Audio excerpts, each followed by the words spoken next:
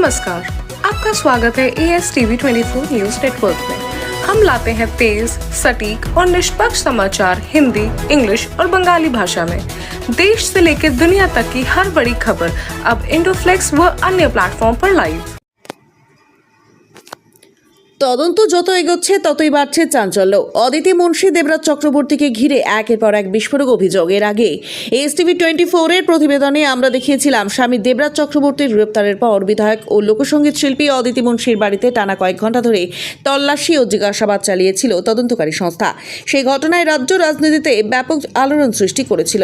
এবার সেই তদন্তকে ঘিরেই সামনে এসছে একের পর এক গুরুতর অভিযোগ। তদন্তকারী সংস্থার দাবি, বিপুল অঘোষিত সম্পত্তি, বেনামি বিনিয়োগ, আর্থিক অনিয়ম এবং কথিত 1300 কোটিরও সম্পত্তি লেনদেনের সূত্র ধরে তদন্ত আরও গভীরে পৌঁছেছে। যদিও এই সমস্ত অভিযোগ এখনও তদন্তাধীন এবং আদালতে প্রমাণিত হয়নি, তবুও নতুন তথ্য সামনে আসায় গোটা ঘটনাকে ঘিরে রাজনৈতিক ও প্রশাসনিক মহলে চাঞ্চল্য ক্রমশ বাড়ছে। প্রাক্তন তৃণমূল কাউন্সিলর ও বিধায়ক এবং লোকসঙ্গীত শিল্পীকে ঘিরে তদন্তে একাধিক বিস্ফোরক অভিযোগ সামনে এসেছে। রাজ্য পুলিশের তদন্তের পাশাপাশি অর্থ পাচারের অভিযোগে কেন্দ্রীয় তদন্তকারী সংস্থা মামলার আর্থিক দিক খতিয়ে দেখছে। তদন্তকারী সংস্থার দাবি, নির্বাচনী হলফনামায় ঘোষিত প্রায় 3.1 কোটি টাকার সম্পদের সাথে বাস্তব সম্পত্তির মধ্যে উল্লেখযোগ্য অসঙ্গতি রয়েছে। অভিযোগ, 90টারও বেশি বেনামি সম্পত্তি, বিপুল অঘোষিত বিনিয়োগ এবং একটি বেসরকারি সংস্থার মাধ্যমে আর্থিক লেনদেনের জাল গড়ে তোলা হয়েছিল।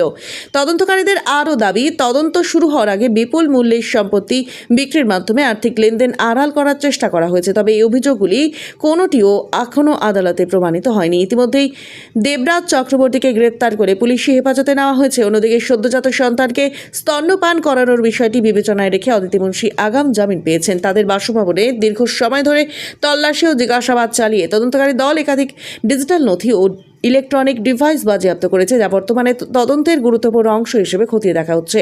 গ্রেপ্তারের পর একাধিক রিয়েল এস্টেট ব্যবসায়ী, সাধারণ নাগরিক এবং অন্যান্য অভিযোগকারী নতুন FIR দায়ের করেছেন। অভিযোগগুলির মধ্যে রয়েছে তোলাবাজি, জমি সংক্রান্ত অনিয়ম, নির্মাণ প্রকল্পে আর্থিক চাপ সৃষ্টি এবং রাজনৈতিক প্রভাব খাটানোর অভিযোগ। সংশ্লিষ্ট অভিযোগগুলি বর্তমানে তদন্তাধীন এবং আদালতে এখনও কোনো চূড়ান্ত রায় হয়নি।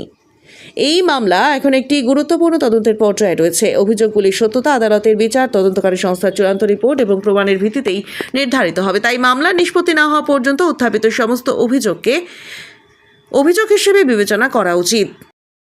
For more updates, continue watching ASTV 24.